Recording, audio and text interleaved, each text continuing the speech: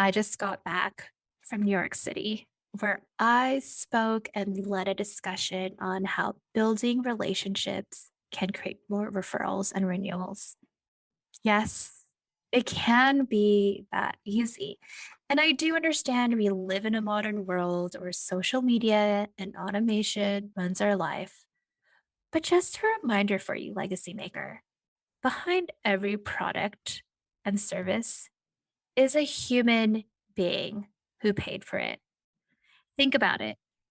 Those amazing cookies you probably buy from a neighbor, you heard of word of mouth. That hairstylist you go to that you trust and no one else can touch your hair, a friend told you about. So, how can we do this in your own business where people are constantly raving and talking about you? Well, in this podcast episode, I delve deeper on how you can continue to get clients who both bring you and refer you nonstop. But before we do, let's drop the beat.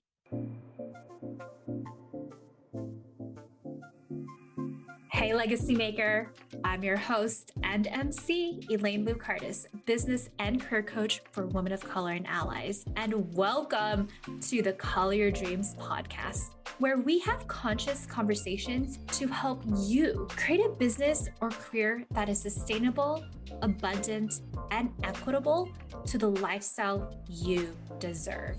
Because our ancestors sacrificed so much so we could have this life of choice. Now, grab your coffee, tea, and/or boba, and let's call your dreams to create your legacy.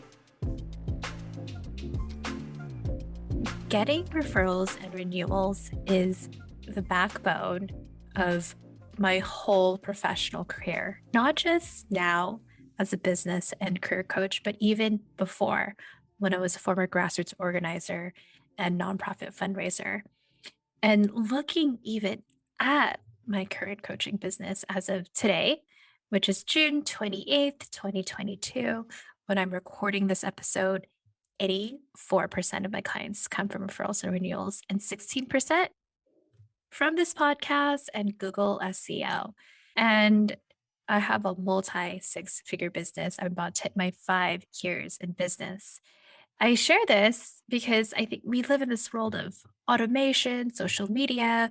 We look at everything kind of like we unfortunately see the smoke and mirrors that we need X number of followers. We need to have these perfect pictures. But in reality, like I said, those are smoke and mirrors. What's more important is the substance, it's the relationships, it's knowing that the clients are getting the service that they deserve. And being in this pandemic for the past 2 years, this is the first summer, right? Where we all feel safe to finally go out because of vaccinations, see others, and realizing the importance of real, authentic relationship building. I'm not even talking about business, but even personal, even seeing people in person, right? Like, I'm pretty sure everyone listening here, you want to have a date in person, not via Zoom. I mean, I just came back from New York and it was so nice hugging and seeing people in person, going to a networking event with 70 people and I wasn't zoomed out. In fact, I was just more excited and energized seeing people. I now have a 3-month-old nephew. I don't want to FaceTime him. I want to like carry him and play with him. And we're really craving this because just a reminder, we are human beings. We're supposed to be with ourselves, be with other people, socialize. We're social human beings. Here's what I've been observing. Like I said, I've been in this coaching space, online space for the past 5 years. And I don't know if you've noticed this, but there is a cleanse that is happening in the online space. And these are my opinions, but here are 5 reasons why I think it is. One, well, the economy. We're in a recession, right? Two, because there's been so much online service providers, like it has boomed, which is great, but clients are becoming smarter, right? They've worked with so many X amount of different service providers that they know what is smoke and mirrors, that having a big name is not the only thing that's important. It's making sure that they're receiving the service that they deserve.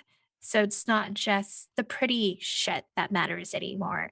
It's the, well, am I going to get what I want? Is it just going to be something that's automated where I'm self studying and doing it online? Or do I actually get the real coach? Do I get the real coach or do I get one of the other coaches? So clients truly want to have that high client service. The third thing of why I think things are cleansing out of the online space, this is also me through learning and growing, by the way. But what the third thing is the inability for service providers to hold safe space. I have been going through a trauma informed certification working with Adria Moses, who's amazing. I'll put her in the show notes. And through that, I've just realized, wow, just making sure I am holding space ethically and safely for my clients. And the reason why I did it was because I've been, unfortunately, in spaces where it hasn't been safe. So, holding space for clients is really important, especially with all the things that are happening. And I'm not saying you go be a therapist. Obviously, I believe in therapy, but being able to hold space for your clients when they're sharing something vulnerable to you is really important. The fourth reason why I think there's a cleanse in the online space is people not knowing their numbers. I mean, I am spiritual, I am Reiki certified and I connect with my ancestors all the time. And I believe in the law of attraction. But at the same time, when you're running a business, you need to understand your numbers. I mean, where are your clients coming from? What are your profit margins? How much are you spending? All of that.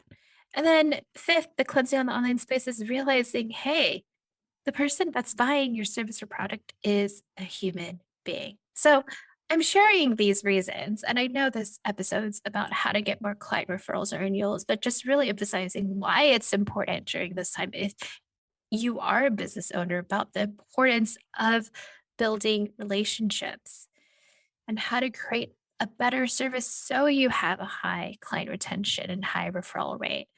So I'm going to give you tips. And before I do it, I actually want to explain to you my background. I was a former grassroots organizer. I was one of those people that called on the phone, recruited volunteers. I worked on targeted congressional races throughout the country. So I worked on targeted congressional races in Iowa, Indiana, Montana, New Mexico, and Massachusetts. I was doing 300 calls a day, knocking on 30 doors an hour, recruiting volunteers, reminding voters to get out to vote. And I learned rejection real fast. And I hated my job for the first 3 months. But within that experience of connecting with people over the phone or knocking on doors, I understood the importance of listening to others. I would take notes on these calls. And I remember following up with people who may have been busy and I'm like, hey, Karen, I know your husband had hip surgery 2 weeks ago. How is he? Even that small little remembrance actually allowed me within 6 months to recruit 557 volunteers in Iowa. And I'm not even from there. It was just understanding how to connect with other people. And I was also a former nonprofit fundraiser. In 6 months, I raised over 1.1 million in student scholarships from a list of 300 folks, just 300. And guess what? They didn't come from an email funnel. They come from connecting with them in person. Obviously, this is pre-pandemic days. This is like 2014. I would have lunch, coffee, dinner with them, listen to what their philanthropic goals are, and how we could create a scholarship that honored what they wanted to give back to. So and even in that, a huge thing that I learned in the nonprofit world, and even when I was a grassroots organizer, was retention, how to retain volunteers, how to retain donors. So it really is surprising to me that in the online or entrepreneurial space, there's no conversation about that, right? And or maybe you have the service where it you can't retain them, but how do you get people to refer to you as opposed to just like, how do I just grow my audience so big? And yes, you could grow your audience so big, but it's more so how do you grow more of the right audience? How do you grow more of getting more of the paying clients? And before I go through the referral tips, I want to actually emphasize the importance of having great client service. Now, I am not saying I am perfect. Trust me, I've had feedback calls with clients in my past 5 years in business, or even this past year, of what I needed to do to improve both me and my team. And these seem so simple of how to continue having great client service, but it really is doing feedback calls or target market calls, however you want to call it, but having conversations once a quarter with your clients. I'm not saying it has to be all of your clients, it could be two or three. Now, some people will tell you could do surveys, which is fine. And if you do a survey, I would recommend don't ask for their name. You want to make sure they feel safe. So keep it anonymous. But I prefer doing phone calls because I could do follow up questions with my clients. And here's some questions. By the way, get a pen and paper because I'm going to give you some questions I can ask your clients. So, one is, why did you decide to work with me or to continue to work with me? The second question to ask is, what do you value the most from our work together? Three, what do you feel was not needed in our coaching together? Four, what topics did you enjoy the most? Five, what topics and discussions did you not enjoy the most? Six, and I'll preface this, if you've added something into your service, you could say, hey, I added this to the service. Was this helpful? Seven, I'm thinking about adding this or editing this. Do you think it will find it helpful? So I know those questions are geared towards more service providers or consultants or coaches. So those are questions that I've used. Feel free to edit and gear it towards what they need. And then afterwards, send them a little thank you. Maybe it's a $5 Starbucks card of some sort. And I say to do this quarterly because so much does change within a quarter. And I'll share what's happened in my own business for me, both personally and professional. One is I got feedback about my accountability process, and I now have edited my accountability program for my clients where they are enjoying it. They are staying on top of their personal and professional goals. They rave about when they receive their individualized accountability docs. And I didn't have that before.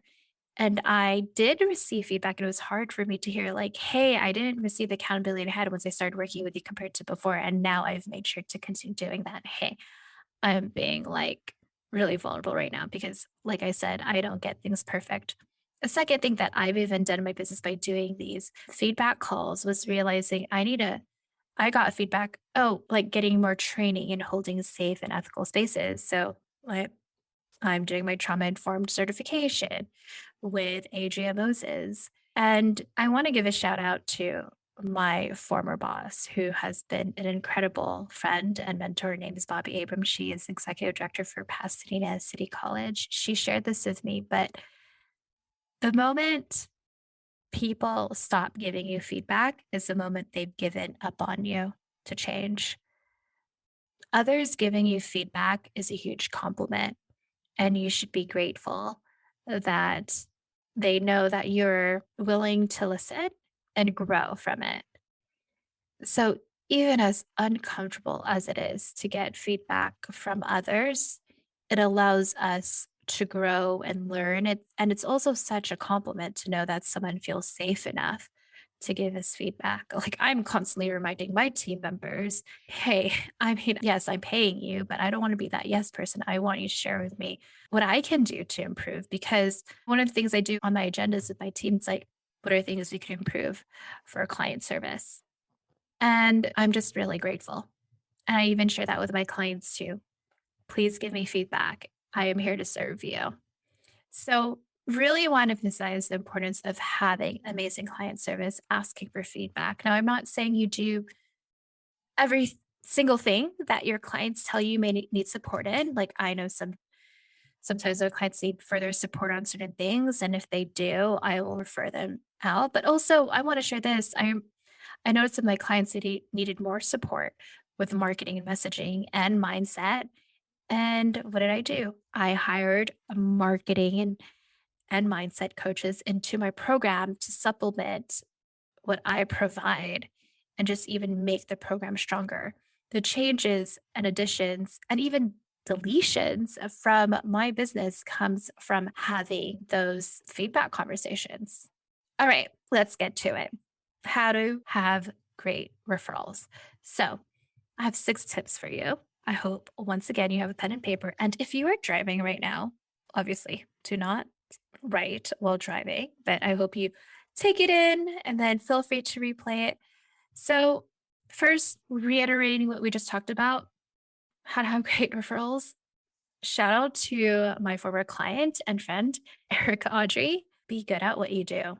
Sounds so simple, right? But if you're so good at what you do, you'll continue to get referrals.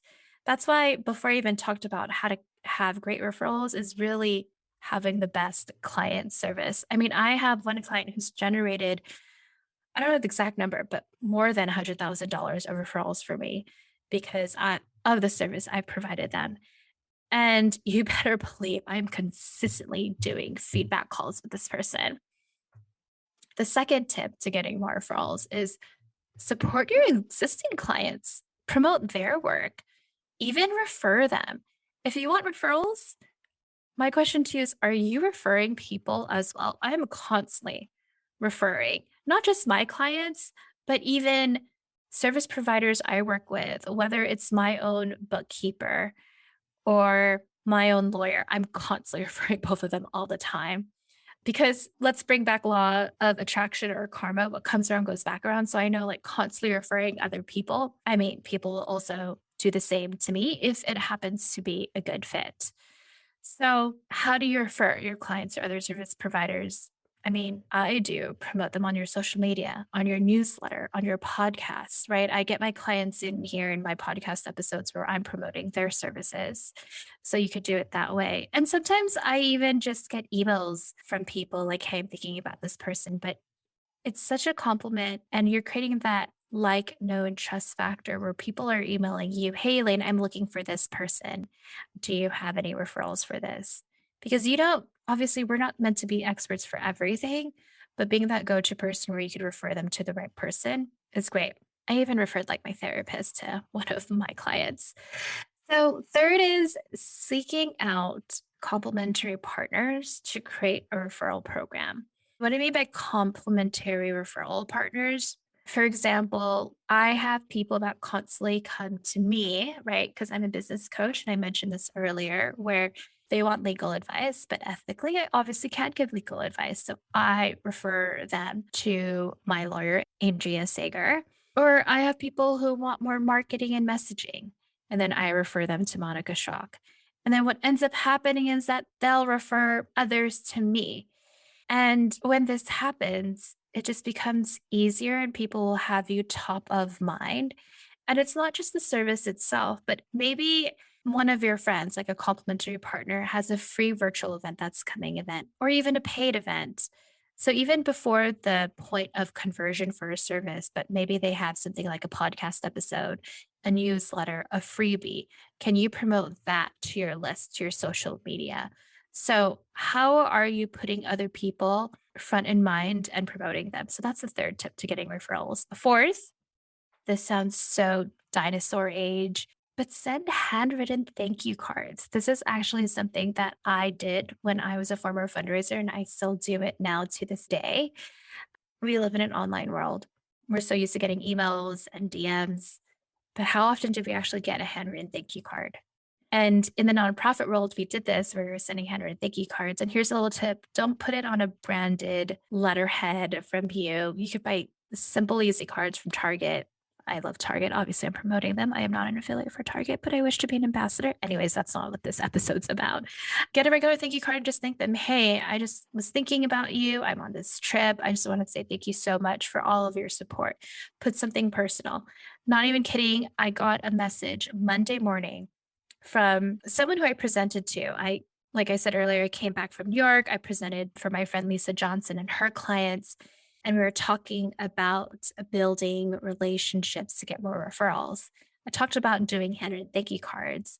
And this person, let's say his name is Kevin, he's like, Elaine, I sent a thank you card to, or a birthday card actually, to one of my former clients. And he was so grateful, messaged me back, and he said he wanted to continue working with me. So I just got a client again, send handwritten thank you cards. And do it frequently. Maybe it's once a month where you just look at your list of past, current, or leads or supporters that you could send thank you cards. I'm not saying you send to every single person. And actually, that goes to my fifth tip: create a running list. You should constantly have a running list of clients past clients, supporters, referrals. Look at it once a week.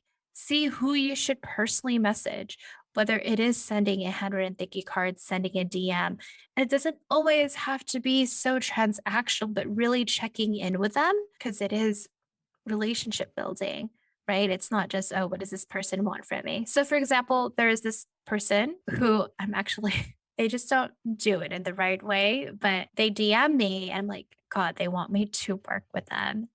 And never checking in on me personally, right? No, like, happy birthday. It was great connecting. It was just like, hey, how are you? I was thinking about you. That message would happen like once a quarter from this person, not even kidding. And it just feels so icky. It feels so transactional. As opposed to, for example, there is this one client that I have now. We connected a year ago over Zoom. She mentioned she wanted to work with me. And she said, June of this year. So I messaged her in May. I'm like, hey, I was thinking about you. How are things? I know you just moved into a new home. I also know you want to work with me in June, but let me know if you're open to a phone call. If you notice from that message, I referred back to things I remembered about her. Like I knew she was moving. And then we had a phone conversation, and now she is a 6-month one-to-one client. So are you taking notes of people that you're connecting with, those small things, as opposed to just like notes, I need to follow up with this person. But even the small things of husband's getting hip surgery, they're moving, all of those things. It's those touch points. A sixth tip, especially as things are safer and things are opened up and vaccinations, try to meet with people in person if it's possible. This is not just for referrals, but even for your own mental and emotional health. I've even realized that for me, I need to meet with people in person. Try to have a coffee date with someone in person, listen to them. And I'm not saying the goal at the end of the conversation is to sell or pitch. Maybe you realize they're not even a good referral partner or a client. Maybe you can see how you can refer them.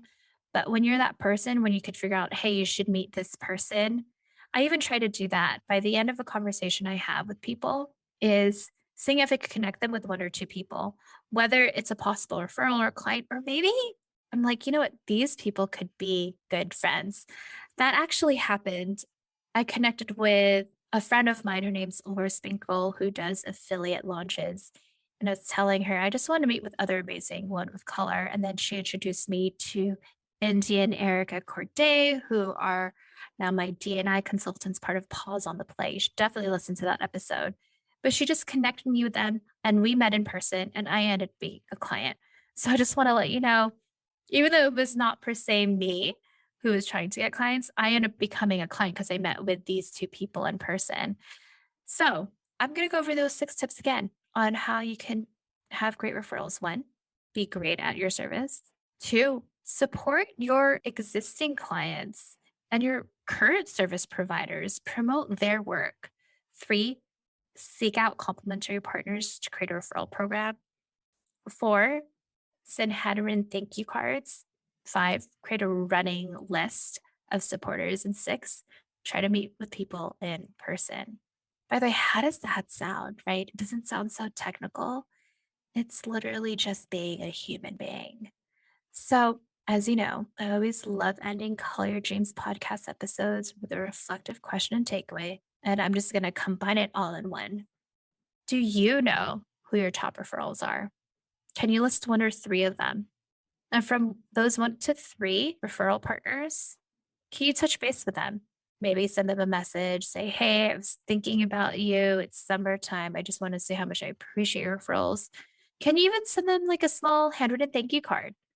Maybe a gift. And if you're going to send them a gift, really maybe try to make it thoughtful, or maybe it could be as simple as like a Target gift card. Or if you know somebody, I did this with one of my top referrals. They are obsessed with Harry Potter. So I bought a Harry Potter robe for them. So do you know your top 1 to 3 referrals? And how can you touch base with them just to thank them? Legacy maker, remember, creating and scaling can't be that simple where you could constantly get renewals or referrals. And when you do, you can create a business that revolves around your life, not the other way around.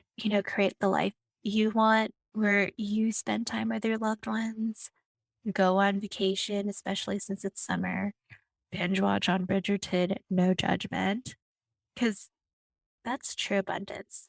So, if you're an entrepreneur who has a proven service and you want to learn how to scale, and what I mean by scale is have your life back, I'm here to support you to create a business that provides a sustainable and equitable future for you. So, if you happen to be in the LA area, I am doing a 1 day sustainable summer retreat on Sunday, July 17th, limited to 8 to 10 folks, helping you create a 90-day plan and get ready for Q4. So if you're interested in attending or want to schedule a call, see if it's a good fit, go to elainelu.com/retreat. And if you can't make it and you are interested in working with me, you could schedule a complimentary 30-minute call where you receive 3 action items at elainelu.com/call. Legacy Maker, if you love this Call Your Dreams episode, we would love it if you can leave a rating and review on Apple, so more women of color and allies can benefit too. And if you have 1 or 2 friends that would get so much from this particular episode, please share. The intention behind the Call Your Dreams podcast was to contribute and give back to our people. All right. We'll see you next Thursday for our newest Call Your Dreams episode. And don't forget to color your dreams to create your legacy.